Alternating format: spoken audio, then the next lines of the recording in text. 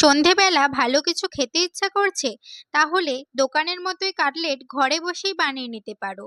তার জন্য প্রথমে একটা বাটিতে আমি আলু সেদ্ধ মেখে নিই, তাতে মাংসের পেস্ট, পেঁয়াজ, আদা, রসুনের পেস্ট দিয়ে পরিমাণ মতো সব মশলা, নুন আর অর্ধেক লেবুর রস দিয়ে দেব। এরপর এতে একটা ডিম ফাটিয়ে দিয়ে এটাকে ভালো করে মেখে নেব। কাটলেটের পুরে শক্ত ভাব নিয়ে আসার জন্য আমি এখানে লেরুয়া গুঁড়ো দিয়ে দেবো। চাইলে তোমরা এখানে পাউরুটি কিংবা বিস্কুটের গুঁড়ো ইউজ করতে পারো। এরপর আমি একটা জায়গায় দুটো ডিম নিয়ে তাতে পরিমাণ মতো লঙ্কা আর নুন দিয়ে সেটাকে ফেটিয়ে নিয়ে সাইডে রেখে দেব। তারপর পুরটে অল্প পরিমাণে তেল দিয়ে এটাকে মেখে নেব। এরপর একটু পুর নিয়ে সেটাকে কাটলেটের শেপ দিয়ে দেব।